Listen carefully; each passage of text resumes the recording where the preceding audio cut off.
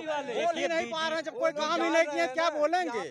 BJP वाले यहाँ पे इसलिए नहीं है क्योंकि यहाँ पे कोई भी चाहे किसी भी जात का व्यक्ति हो, किसी भी जात का, चाहे हिंदू हो, मुस्लिम हो या निम्न जाति हो या श्रेष्ठ जाति हो, सभी जात के लोग केवल सपा सरकार चाहते हैं, लकी यादव को विजयी बनाना चाहते हैं और किसी को यहाँ पे वोट नहीं देना चाहते हैं, ना तो यहाँ से कोई जीत पाएगा।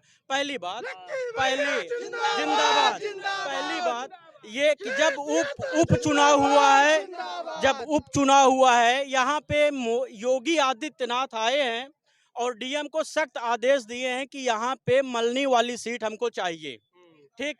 लेकिन उसके बाद जब योगी सरकार पूरी तरीके से सरकार में कायम है, सारा उनका प्रजातंत्र, उनकी सब कुछ है, व्यवस्थाएं सारी हैं, उसके बाद भी ये उपचुनाव नहीं जिता पाए और लकी यादव यहाँ से विजयी हुए। और लकी किसका नारा ढीला होगा? लकी यादव यहाँ से बिल्कुल विजयी होंगे, उनकी कोई रोकने वाला नहीं है। और रही बात, आज 70 सालों से ये त्योहार चल रहा है, गणतंत्र का त्योहार चल रहा है और 70 साल की अगर हम बात करें तो यहाँ पे लोग कहते हैं गरीबी बहुत ज़्यादा हो गई है, हम गरीब के घर में पैदा हुए हैं। देखिए गरीबी जो है ना, ये किसी की भाग्य में नहीं होती है, ना ही गरीबी में कोई पैदा होता है, न किसी को कहीं पैदा होने से गरीब हो गया, न तो किसी की क्षेत्र में पैदा होने से गरीब होता है। मैं अगर बात करूं तो गरीबी और अमीरी की बात होती है केवल सरकार की नीतियों से। सरकार की, एक मिनट हमारी बात पूरी हो जाने दीजिए। सरकार की जो नीति होती है, अगर सरकार की नीति सही है तो ये समझिए कि गरीबी को बिल्कुल खत्म किया जा सकता है, जड़ से उखाड़ा जा सकता है।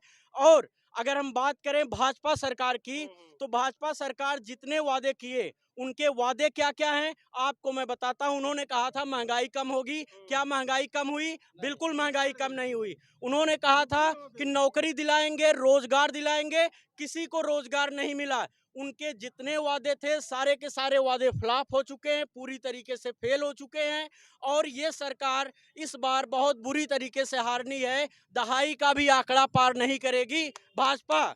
अच्छा, दूसरी बात ये कि हमारे राष्ट्रीय अध्यक्ष अखिलेश यादव जी, इन्होंने जो है कि अपने मैनिफेस्टो में इतना अच्छा काम लिखा हुआ है, इतना अच्छा उनकी प्लानिंग है कि जो भी व्यक्ति उसको देखेगा और उसको पढ़ करके केवल साइकिल की बटन दबाएगा। मेरी एक बात और है,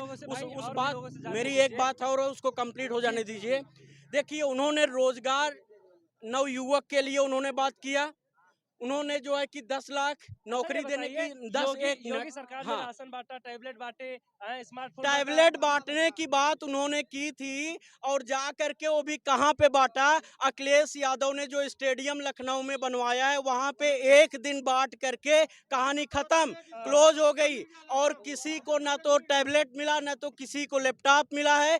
आज ये स्थिति है, आपको मैं ईमानदारी से बता रहा हूं, आप पब्लिक में घूम रहे हैं, देखिए कि ये जो सुनिए एक बात होने दीजिए, आप ठीक है, आप सारी बात रखिए। एक बात ये हमारी सुनिएगा कि ओबीसी वर्ग जितने भी ओबीसी वर्ग हैं, किसी को छात्रवृत्ति नहीं मिल रही है और सारे जनरल कैंडिडेट को छात्रवृत्ति आ रही है और किसी ओबीसी वर्ग को छात्रवृत्ति नहीं आई है। आप पूरे समाज में घूम करके पता कर लीजिए, ये योगी शाह की तानाशाही है और योगी सरकार इस बार जो है कि बुरी तरीके से हार रही है। चलिए और भी लोग जानते हैं। दादाजी क्या लग रहा है इस बार किसकी सरकार? अरे बताओ इस बार किसकी सरकार? बिल्कुल भाजपा जीत रही है भाई, भाजपा बिल्कुल जीत रही है। हाँ, यहाँ कोई दिक्कत नहीं है किसी को, कोई दिक्कत नहीं कि भाजपा जीत रही है, बिल्कुल जीत रही है। बीजेपी आ रही है। भैया जिंदाबाद,